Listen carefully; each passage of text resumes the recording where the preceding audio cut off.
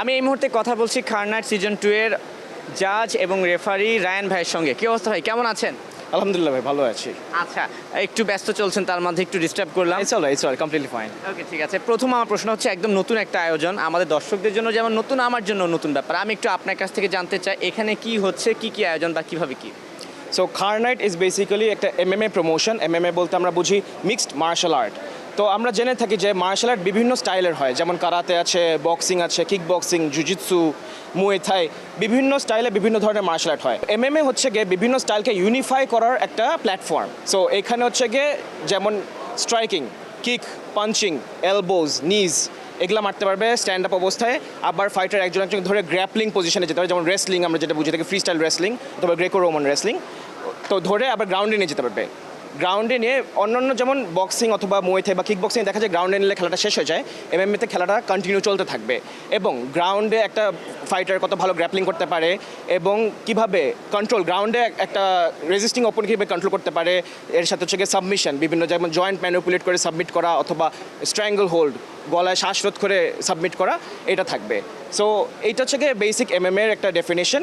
এটা হচ্ছে একটা প্ল্যাটফর্ম যেখানে বিভিন্ন মার্শাল আর্ট স্টাইলের থেকে বিভিন্ন প্র্যাকটিশনার্স আসবে এবং কিছু প্র্যাকটিশনার এরকম থাকবে যারা হচ্ছে গিয়ে শুধু এমএমএই মেইনলি প্র্যাকটিস করে। তারা হচ্ছে গিয়ে striking, grappling as well as ground game, এই তিনটাতে তারা হচ্ছে গিয়ে এক্সপার্ট অন দোজ ফিল্ডস। তো তারা এমএমএ প্র্যাকটিশনার ব্যাকগ্রাউন্ড থেকে ওরা এসে এখানে কম্পিট করছে। আচ্ছা রায়ান ভাই, আমি যদি জানতে চাই যে এক একটা ম্যাচ ডিউরেশন কতক্ষণ বা কেমন কি হয়? সো অ্যামেচার বারগুলো হচ্ছে গিয়ে 3 মিনিট পার রাউন্ড হবে এবং প্রত্যেক রাউন্ডে 1 মিনিট করে ব্রেক থাকবে।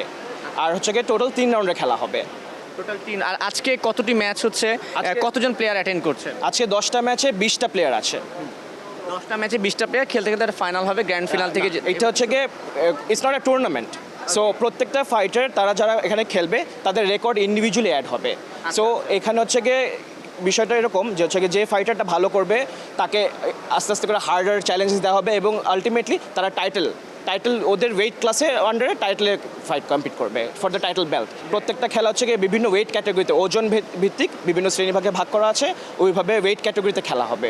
আচ্ছা, আপনার জন্য শেষ প্রশ্ন, যেহেতু এই এমএমএ যে খেলাটা হচ্ছে এখানে, এটা আসলে একটু নতুন আমাদের জন্য অবশ্যই, হ্যাঁ আমার জন্য অনেক বুঝতে কষ্ট হচ্ছে। আমি যদি বলতে চাই যে এইটার আসলে ফিউচার কি, বাংলাদেশে এটার ইন্ডাস্ট্রিটা কেমন, সেই ব্যাপারটা যদি বলতে। সো এমএমএ হচ্ছে একটা গ্রোয়িং স্পোর্ট।